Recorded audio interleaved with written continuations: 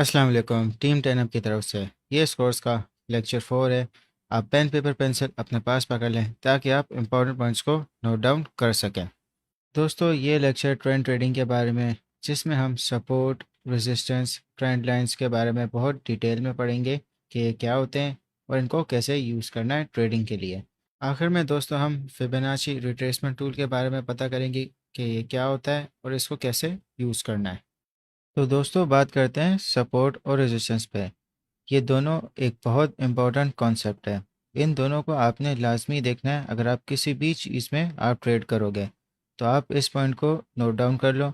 जब भी आप अपनी ट्रेड करोगे तो आप लाजमी सपोर्ट और रेजिस्टेंस को देखना।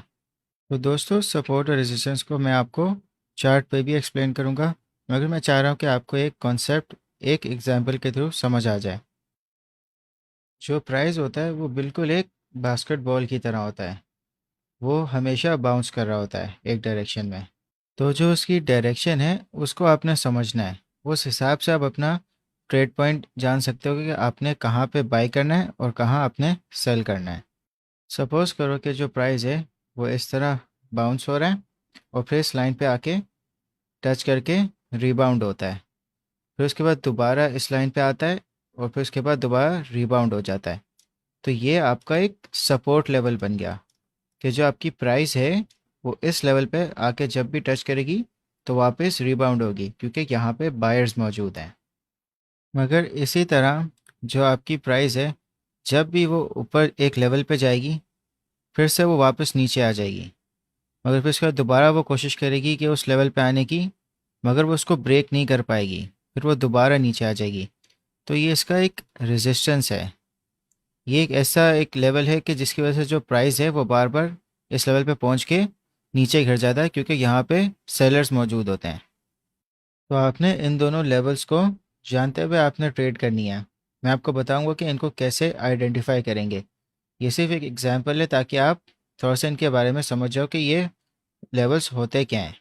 मगर दोस्तों, मार्केट है, मार्केट में ये जो लेवल्स हैं सपोर्ट और रेजिस्टेंस, ये हमेशा बनते रहते हैं। अब अगर आप देखें कि सपोज़ कि जो प्राइस है वो यहाँ सपोर्ट से बाउंस हुई और रेजिस्टेंस पे आई, फिर दोबारा सपोर्ट पे बाउंस हुई, फिर रेजिस्टेंस पे आई, मगर यहाँ पे एक रिवर्सल पॉइंट बन गया कि यहाँ पे ज़्यादा बायर्स आ गए, जिसकी वजह से प्राइस ऊपर शूट कर गई। तो जो ये रेजिस्टेंस लेवल था ये आपका सपोर्ट बन जाएगा एक तरह से। मगर जिस तरह जो जो आपका रेजिस्टेंस लेवल सपोर्ट बनता है, उसी तरह सपोर्ट लेवल भी आपका एक रेजिस्टेंस बन जाता है। तो सपोज़ के प्राइस आपके रेजिस्टेंस पे आई और सपोर्ट पे आई, मगर यहाँ से ब्रेकआउट हो जाता है और यहाँ पे ज़्यादा सेलर्स आते हैं, जिसकी वजह से प्राइस नीचे चली जाती है। तो एक तरह से ये आपका रेजिस्टेंस लेवल वापस से बन जाएगा। तो इसको ब्रेक करने के लिए काफ़ी ज़्यादा बायर्स होने चाहिए ताकि प्राइस वापस से ऊपर है और ये इसकी एक सपोर्ट लेवल बन जाए। अब दोस्तों, आते हैं चार्ट्स पे और देखते हैं कि रियल मार्केट में सपोर्ट और रेजिस्टेंस लेवल्स कैसे बनते हैं। तो दोस्तों, मैं आपके सामने एक रैंडम सा प्राइस एक्शन बना रहा हूँ। इसमें हम आइडेंटिफाई करेंगे कि सपोर्ट और रेजिस्टेंस कौन से लेवल्स हैं।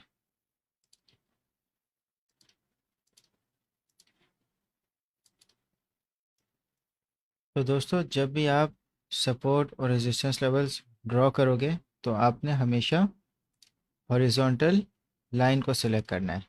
ये आपको इस पैनल में मिल जाएगी, हॉरिजॉन्टल लाइन, क्योंकि ये आपको हॉरिजॉन्टल लाइंस एग्जैक्टली बना देगी जो आपको सही से सपोर्ट और रेजिस्टेंस लेवल्स का बताएगी। अब जो मैंने प्राइस एक्शन बनाया है, बिल्कुल एक रैंडम सा मैंने प्राइस एक्शन बनाया है। तो इसमें सपोर्ट कैसे आइडेंटिफाई करनी है, अगर आप प्राइस एक्शन को नोट करें कि प्राइस पहले यहाँ से ऊपर गई, फिर रिबाउंड हुई, फिर ऊपर गई, फिर रिबाउंड हुई, तो ये इसका एक सपोर्ट लेवल बन गया। जब दूसरी बार ये इधर रिबाउंड हुई है, फिर तीसरी बार ये ऊपर गई, फिर चौथी बार भी ऑलमोस्ट यहाँ पे आके रिबाउंड कर गई, तो ये इसका सपोर्ट लेवल है। अब इसका रेजिस्टेंस लेवल आपने प्राइस एक्शन के हिसाब से बनाना है। तो जो रेजिस्टेंस लेवल है वो इसका यहाँ पे, अगर आप नोट करो कि प्राइस यहाँ से ऊपर गई और फिर डिक्लाइन हो गई, फिर वापस ऊपर गई और यहाँ पे इसने थोड़ा सा ब्रेकआउट किया मगर ये कामयाब नहीं हुई, फिर डिक्लाइन होगी, फिर दोबारा इसने ब्रेकआउट करने की कोशिश की, फिर ये इसको मैसिव रिजेक्शन मिली और ये वापस से सपोर्ट पे आ गई। तो ये इसका एक रेजिस्टेंस लेवल है। अब ये एग्जैक्ट पॉइंट्स नहीं होते मगर ये ऑलमोस्ट एक एस्टिमेशन होती है। तभी जब आप सपोर्ट और रेजिस्टेंस लेवल्स बना रहे हैं तो आप प्राइस एक्शन को समझते हुए बनाएं, तो इससे जो आपकी ट्रेड होगी वो ज़्यादा अच्छी होगी। यहाँ पे आप बाय ऑर्डर लगा सकते हैं और यहाँ पे आप अपना सेल ऑर्डर लगा सकते हैं कि चाहे यहाँ पे ब्रेकआउट हो या ना हो, आपका जो प्रॉफिट है वो सिक्योर हो जाए। सपोर्ट रेजिस्टेंस में बस आपने एक चीज़ याद रखनी है कि जब भी दो पॉइंट्स या उससे ज़्यादा मैच हो जाए तो वो आपका सपोर्ट या रेजिस्टेंस बन जाएगा। आपने इस पैटर्न को चार्ट्स में मॉनिटर करना है। तो दोस्तों, अगर डे चार्ट में बिटकॉइन का सपोर्ट लेवल देखा जाए तो आप देख सकते हो कि जो बिटकॉइन का प्राइस एक्शन है कि वो इस पॉइंट से यहाँ पे आया, फिर रिजेक्ट हुआ, फिर यहाँ से बाउंस बैक हुआ और फिर दोबारा रिजेक्ट हुआ और फिर यहाँ पे बाउंस बैक हुआ। तो अगर मुझे कंफर्मेशन इसके दो पॉइंट्स की हो गई है, एक यहाँ पे और एक यहाँ पे, तो ये इसका एक सपोर्ट लेवल है। और अगर इसका रेजिस्टेंस लेवल देखा जाए तो वो यहाँ बनता है, क्योंकि अगर आप देखो कि प्राइस यहाँ गई, फिर रिजेक्ट हुई, फिर दोबारा प्राइस ने ब्रेकआउट करने की कोशिश की और सपोर्ट बनाने की कोशिश की मगर यहाँ पे नाकाम हो गई दूसरी बार भी, तो ये इसका एक रेजिस्टेंस लेवल बन गया। और तीसरी बार भी यही हुआ, फिर चौथी बार भी यही हुआ, फिर उसके बाद पांचवी और छठी बार, दोनों इसमें सपोर्ट एक लेवल बनना इसके लिए मुश्किल था। तो ये एक इसका रेजिस्टेंस लेवल है। और अगर हम और डिटेल में देखें तो जहाँ इसका ये सपोर्ट लेवल टूटा तो आप देख सकते हो कि कितनी इसको एक हैवी रिजेक्शन मिली है, कि यहाँ पे कितनी ज़्यादा एक सेलिंग हुई है। तो अगर मुझे अपना इन सपोर्ट और रेजिस्टेंस लाइंस को कंफर्म करना है तो मैं डे चार्ट पे था, तो मैं इसको 4 आवर चार्ट पे कंफर्म करूँगा, यानी इससे लोअर टाइम फ्रेम में। इतने ज़्यादा भी लो ना रखें कि 30 मिनट्स या बना रहे। अगर आप डे चार्ट पे करें तो जो सूटेबल है कि आप उसको 4 आवर चार्ट पे करें। तो आप देख सकते हो कि प्राइस एक्शन के जो सपोर्ट आपका लाइन है वो किस तरह 4 आवर चार्ट पे भी बिल्कुल मैच कर रही है और इनकी रेजिस्टेंस भी। और जहाँ मैंने आपको दिखाया था कि जहाँ पे रिजेक्शन हुई है उसको आप देख सकते हो 4 आवर चार्ट पे भी। तो ये आपकी कंफर्मेशन है कि अगर आपने डे चार्ट पे सपोर्ट और रेजिस्टेंस लाइन सही बनाई है तो आपको 4 आवर चार्ट पे भी सही नज़र आएंगी। तो जब भी आप सपोर्ट और रेजिस्टेंस लाइंस बनाएंगे तो इनका आप कलर डिफरेंट रखना। आप रेजिस्टेंस लाइन का आप रेड रख सकते हो और सपोर्ट का आप ग्रीन रख सकते हो, जैसा कि आपको ईजी हो इन दोनों को डिफ्रेंशिएट करने के लिए। तो दोस्तों, अब बात करते हैं ट्रेंड लाइंस की। ट्रेंड लाइंस दो टाइप की होती हैं, बुलिश ट्रेंड लाइन और बेरिश ट्रेंड लाइन। अब ट्रेंड लाइन बनाने का जो तरीका है, सबसे पहले हम बुलिश ट्रेंड लाइन बनाते हैं। बुलिश ट्रेंड लाइन आपकी कैंडलस्टिक्स की लोअर विक के हिसाब से बनती है। तो आप जो प्राइस एक्शन है उसको आप बिल्कुल इस तरह बनाएं कि जो नेक्स्ट कैंडल्स हैं उनका जो लोअर विक है वो उस पर टच करिए और वहाँ पे उनको एक सपोर्ट मिल रही हो। ये इस तरह आपकी एक ट्रेंड लाइन बन गई, बुलिश ट्रेंड लाइन। क्या आप देख सकते हो कि यहाँ से ट्रेंड लाइन बनी है, यहाँ पे इसको सपोर्ट मिली, फिर से इसको यहाँ दूसरी बार सपोर्ट मिली और तीसरी बार यहाँ पे इसको रिजेक्शन मिल गई कि यहाँ से इसका जब ये ट्रेंड लाइन ब्रेक हुई तो यहाँ से इसका डाउन ट्रेंड शुरू हो गया। अब बेरिश ट्रेंड लाइन जो बनानी है वो इस तरह बनती है कि जहाँ पे आपका डाउन ट्रेंड शुरू हुआ है उसका जो अपर विक है आपने उनकी नेक्स्ट कैंडल्स को टच करते हुए आपने बनाना है। तो अगर आप देखें ये इसका एक डाउन ट्रेंड बन रहा है, जब ये वाला प्राइस एक्शन इस ट्रेंड लाइन को ब्रेक करेगा तो वो एक अप ट्रेंड में आ जाएगा। तो जो बेरिश ट्रेंड लाइन होती है वो एक तरह का रेजिस्टेंस एक्ट कर रही होती है कि जब भी प्राइस एक्शन उनको टच करेगा हो सकता है कि वो वहाँ से हैवी रिजेक्शन लेके वापस से डाउन ट्रेंड की तरफ और मज़ीद गिरे। तो ये आपकी बुलिश ट्रेंड लाइन होगी, ये आपकी बेरिश ट्रेंड लाइन होगी। तो दोस्तों, अब बात करते हैं फिबोनाची रिट्रेसमेंट की। ये थर्ड ऑप्शन में आप जाएंगे मेन्यू में तो आपको ये फर्स्ट जो टूल है वो आपको मिल जाएगा। फिबोनाची रिट्रेसमेंट टूल एक टूल है जो आपको सपोर्ट और रेजिस्टेंस लेवल्स आपको बता देता है।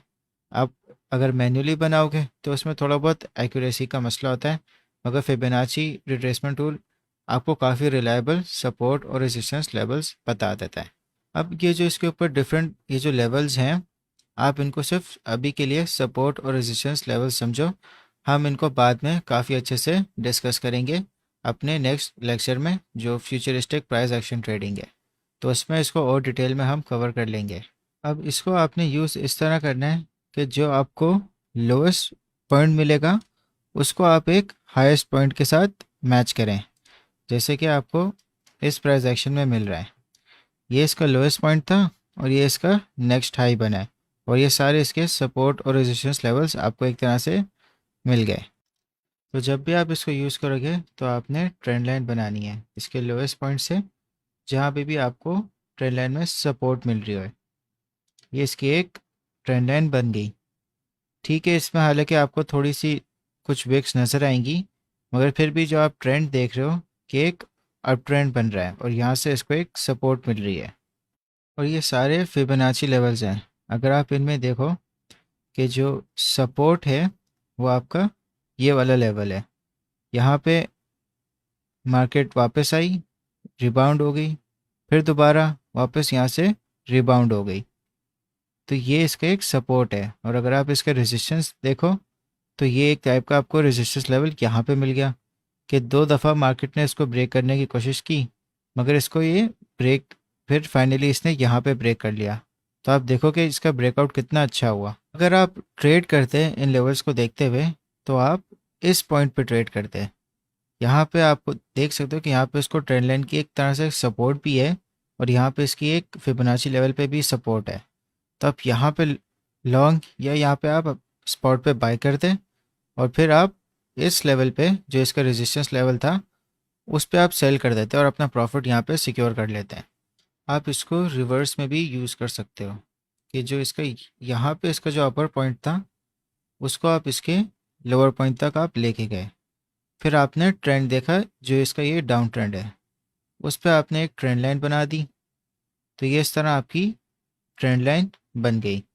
तो दोस्तों जैसा आप देख सकते हो कि इस ट्रेंड लाइन के हिसाब से यहाँ पे इसका ब्रेकआउट हो गया, और फिर जो इसके फिब लेवल्स हैं अगर इसको जूम इन करें तो यहाँ पे एक रिटेस्ट हो गया सपोर्ट पे, फिर दूसरा हो गया, फिर तीसरा हो गया, फिर 4 टाइम पे यहाँ पे इसका सपोर्ट ब्रेक हो गया। तो आप फिब लेवल्स के हिसाब से ट्रेडिंग कर सकते हो। तो दोस्तों जब भी आप ट्रेडिंग करो ट्रेंड बेस्ड, तो आप ट्रेंड लाइन, सपोर्ट, रेजिस्टेंस और फिर उसके ऊपर आप फिबोनाची लेवल भी लगाओ। जब आप ये चारों चीज़ों को एक साथ करोगे तो जो आपकी एक्यूरेसी हो जाएगी वो काफ़ी बेहतर हो जाएगी। तो दोस्तों अब मैं आपको टास्क दे रहा हूँ, आप कोई भी 3 चार्ट्स जैसे बिटकॉइन, टेस्ला या कोई भी आपके पसंद का आप चार्ट्स पे ना आप मैनुअली सपोर्ट, रेजिस्टेंस और ट्रेंड लाइन आप बनाओ। 3 चार्ट्स के ऊपर आप बनाओ, फिर उसके बाद आप कोई भी 2 चार्ट्स के ऊपर आप फिबोनाची यूज़ करो और उस पर ट्रेंड लाइन भी आपकी होनी चाहिए। तो ये आपका टास्क है। टोटल आपने मुझे 5 चार्ट्स बना के देने, फिर मैं आपको रिस्पॉन्ड दूंगा कि आपने किस तरह बनाना है और कहाँ आप इम्प्रूवमेंट कर सकते हो।